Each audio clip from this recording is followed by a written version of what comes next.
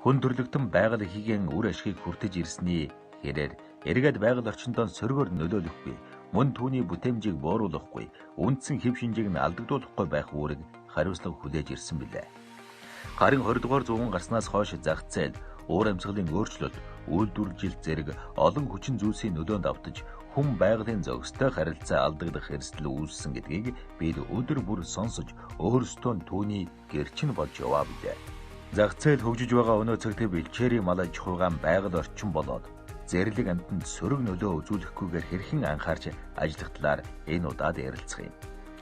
21-р зуунд малчин та болон танай хошооныхон өөрийн нутаг оронд эдээшин амьдарч байгаа зэрлэг амьтны амьдрах орчныг хамгаалах талаар хариуцлага хүлээж олон сайн бүтээлч ажлыг өрнүүлж болох билээ. Ингэснээр та зөвхөн өөрийнхөө мал сүргийг чанартай өсгөж үржүүлэхээс гадна мөн нутаг орныхон зэрлэг амьтны тоо толгойгч өсөн нэмэгдэхэд нь томоохон хувь нэмэр оруулах боломжтой.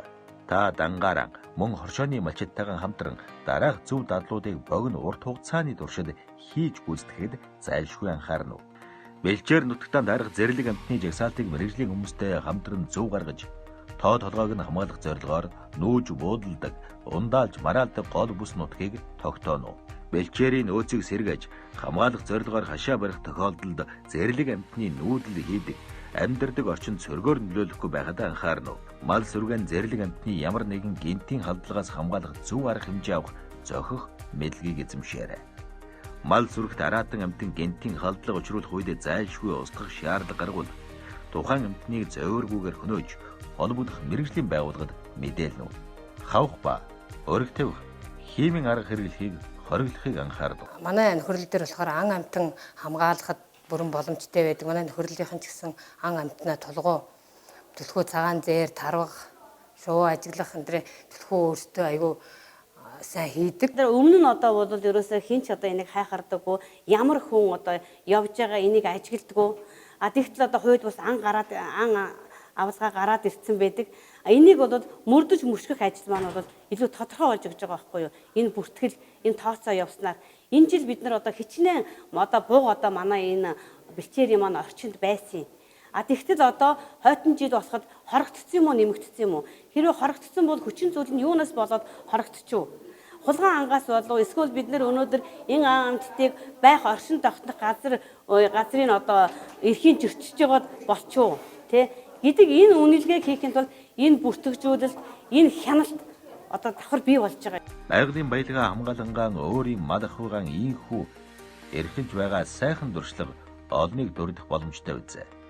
Байгальтайгаа зөв харьцаж хамгаалсны үр дүнд зэрлэг амьтны тоо толгой сэргэж байгаа нь ард олонтон төдийгүй байгаль дэлхийдээ тус дэм буян үлдэж байгаа хэрэг бөгөөд хариуцлагатай малчнаас гарах үйлдэл яахааргүй мөн билээ. Иймээс танай нутагт ямар зэрлэг ан амьтан элбэг тохиолддог болохыг мөн хэрхэн харж хандаж хамгаалдаг талаар сайн дуршлагуудыг бүртгэж авахыг зөвлөж байна. Мал сүрэг болон зэрлэг амьтдын тавцдаг олон газар байдаг.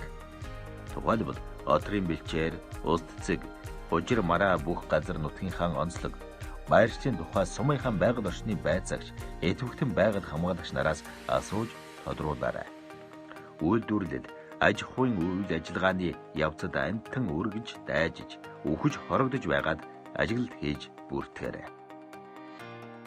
Би өөрөө хөдөө орнод өссөн. Настай хүмүүс нутаг орноо хэдэн мал тогтхоо байлаа. Нүнэ гэдэг. Сүүлийн үед одоо би 2000-ад оны үеэс хэлж байгаа шүү. Тэр үед би хөдөө хөвж яасан. Тэгээ ингээ харахад залуус нүүхэ байсан. Нутаг сэлэххэн байсан. Нэг газараа удаан тахилдаг болсон. Энэ нь өөрөө буцаад тэр ургамлыг нөхөн ургах тэр боломжийг хязгаарлаждаг. Мөн тэрийг шүтэж амьдардаг амьтыг бас санамсаргүй хөнөөчдөг. Эсвэл дайжуулдаг. Энэ зөвхөн мал байх хэрэгтэй юм шиг. Үгүй тэгэхээр зэрэг тэнд амьтан бас байсан тэр байх хэрэгтэй. Харин тэгвэл өнөөдөр сайн малчин гэж энийг хэлэх вэ гэвэл байгальтайгаа зэрэг тэдний хажуугаар амьтан харагдчихл байдаг. Мал нь ч гэсэн цугал биччихл байдаг. Хэцүү хүнд үедээ усаа хуваагаад уучдаг. Хужир мараагаач хуваагаад хэргэлждэг. Харилцсан бие биендээ тусалж байхад ийм л малчин байвал жинхэнэ орчин цагийн Монгол малчин экологичсан малчин гэж одоо хэлэх үү дээ.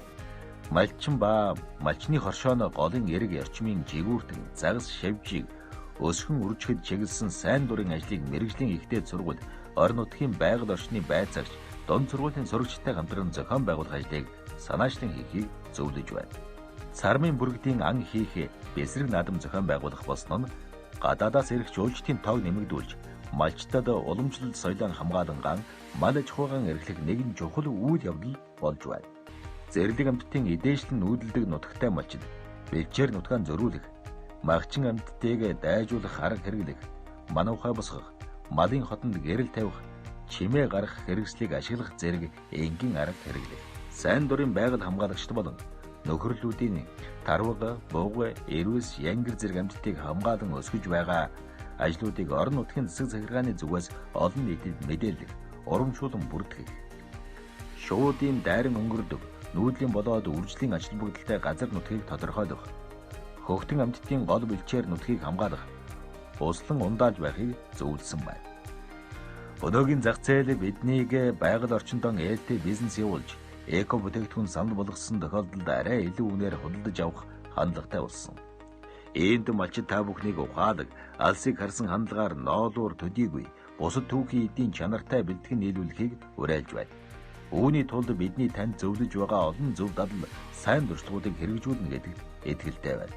Ингэснээр ноолуурын бэлтгэн нийлүүлэлтийн үйлдвэрлэлийн нийгэм болон байгаль орчинд үзүүлж байгаа аливаа сөрөг нөлөөллийг нэг айл, нэг хот, нэг хоршоо гэлтгүй бүгд дор бүрнээ хариуцлагатай байж чадсанаар бууруулах боломжтой төдийгүй тогтвортой хөгжилд хүрэх хамгийн хурдан арга болох нь дамжиггүй. Тогтвортой ноос ноолуурын олон улсын эвслийн бэлчээрийн нөөц болон зэрлэг амьтдын амьдрах орчныг хамгаалах тухай зарим зохистой дадлаас танилцуулав.